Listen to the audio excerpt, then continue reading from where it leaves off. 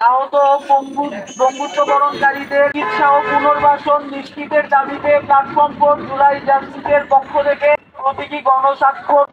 বিগত জুলাইয়ে যেই গণ আন্দোলন হয়েছিল, যে ছাত্র জনতার গণ অভ্যুত্থান, তখন বিগত ফ্যাসিস্ট সরকার এবং তার বাহিনী ছাত্রদের উপর নির্বিচারে গণহত্যা এবং নির্যাতন চালিয়েছিল।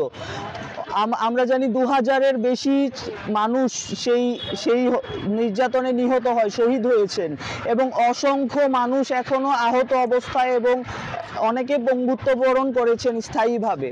তো আমরা প্ল্যাটফর্ম ফর জুলাই জাস্টিসের উদ্যোগে সেই জুলাই গণঅভ্যুত্থানে সংগঠিত প্রতিটি নির্যাতন এবং প্রতিটি হত্যাকাণ্ডের সুষ্ঠু তদন্ত এবং তার ন্যায় বিচার নিশ্চিত করার জন্য আমরা আজকের কর্মসূচিটি আয়োজন করেছি।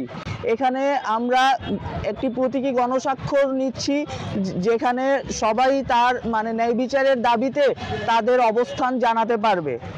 এবং আমরা এই যে আহত এবং যারা পঙ্গুত্ব বরণ করেছেন, রাষ্ট্রীয়ভাবে তাদের চিকিৎসা এবং তাদের পুনর্বাসন নিশ্চিত করার দাবি জানাচ্ছি। সেটা হচ্ছে প্রথমত জুলাই হত্যাকাণ্ডে যারা হত্যাকাণ্ডের শিকার হলেন এবং যারা আহত হলেন তাদের পূর্ণাঙ্গ তালিকা প্রকাশ করতে হবে। আমরা বিভিন্ন জায়গায় দেখছি যে এখন পর্যন্ত পূর্ণাঙ্গ তালিকা আসতেছে না। আবার আরেকটা জায়গায় দেখা যাচ্ছে যে এখনও থানাতে অনেকেই শহীদ হয়ে গেছেন, কিন্তু থানাতে লেখা আছে ওদেরকে মিসিং হিসাবে। ফলে আমরা বলছি যে মিসিংদেরকেও শহীদ হিসাবে বা তাদেরকে মিসিং হিসাবে এইভাবে লিপিবদ্ধ করে না রেখে তাকে একটা পূর্ণাঙ্গ তালিকায় নিয়ে আসতে হবে। আমরা প্রথমে এই দফাটা দাবি করতেছি। এরপরে আমরা দাবি করছি যে এই জুলাই অভ্যুত্থানের সময় অনেকে আহত হয়েছেন, অনেকে পঙ্গুত্ব বরণ করছেন। এই যে আহত এবং পঙ্গুত্ব বরণকারী এবং ক্ষতিগ্রস্ত যারা, তাদেরকে পুনর্বাসন করতে হবে। রাষ্ট্রীয় উদ্যোগে তাদেরকে চিকিৎসা সুনিশ্চিত করতে হবে এবং রাষ্ট্রীয় উদ্যোগে তাদেরকে পুনর্বাসন করতে হবে।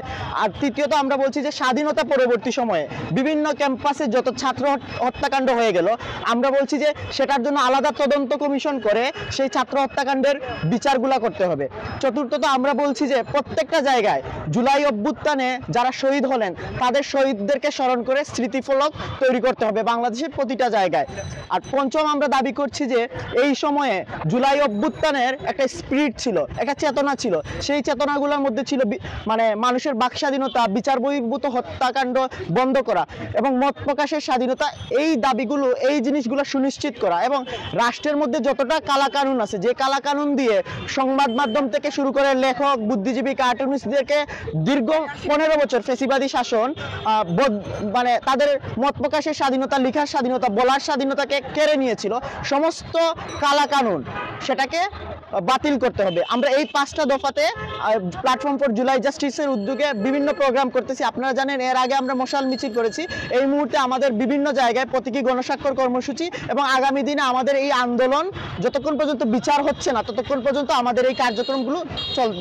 প্ল্যাটফর্ম জুলাই জাস্টিসের উদ্যোগে এটা আয়োজনটা করি, যেখানে সবার গণস্বাক্ষর যেটা সুষ্ঠু বিচার দরকার সেটা করা হচ্ছে না আসলে।